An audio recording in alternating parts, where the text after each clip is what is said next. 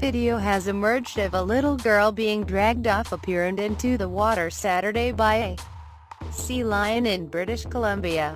The girl's family reportedly had been feeding the sea lion and whistling or holding their hands over the water, as if they were holding a treat. The video shows the emboldened creature of the family Otorina emerge from the water, and in one swift movement, grab the girl's dress with its mouth and pull her under. A man jumped in to rescue her, and she was quickly pulled onto the pier and led away. But make no mistake about it, she walked away not because she was saved. She is alive because she's not appetizing to sea lions. This easily could have turned into a very preventable tragedy. We just don't seem to learn.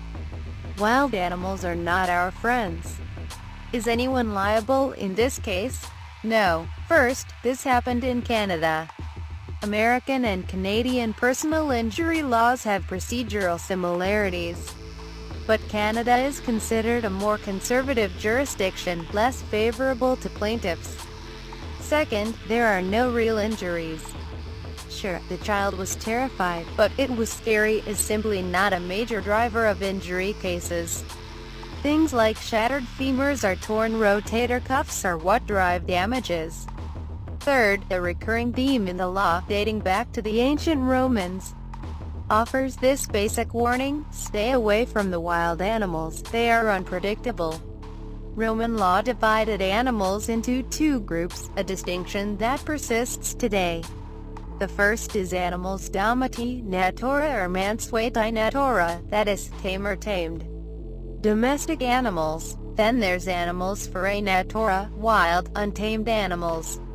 Through all of recorded history, sea lions have never been domesticated.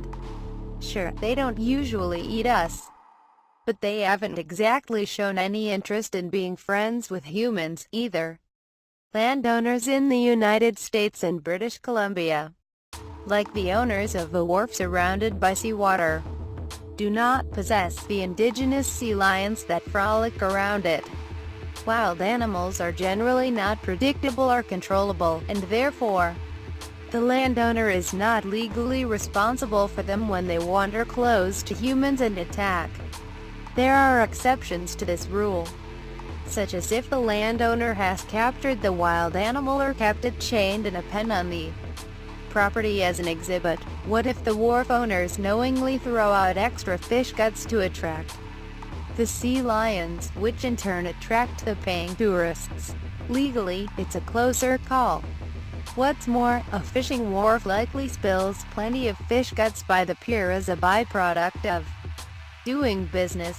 Whether the sea lions are welcome guests or a nuisance could depend on facts, like whether warning signs were posted.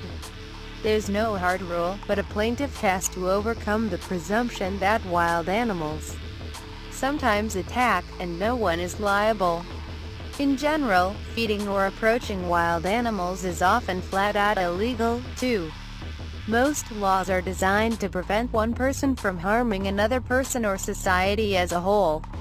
Other laws are designed to protect us from hurting ourselves. Seatbelt and helmet laws are examples. So are the many laws forbidding feeding or otherwise trying to befriend wild animals. And yet, people remain obsessed with getting close to wild animals. It's illegal because it's not safe. My mom, for example, is one of those animal-loving hippies who wants to live in a meadow with the raccoons curled up next to her, the birds landing on her outstretched arms, like in Snow White, when deer wander through her backyard.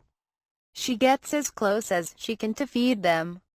She doesn't seem to understand that the deer will never give her a hug in return for all those breadcrumbs. What they might give her is Lyme disease or minor goring. Society has made the message as clear as possible: leave the wild animals alone. Some people, like Mom, still are not listening.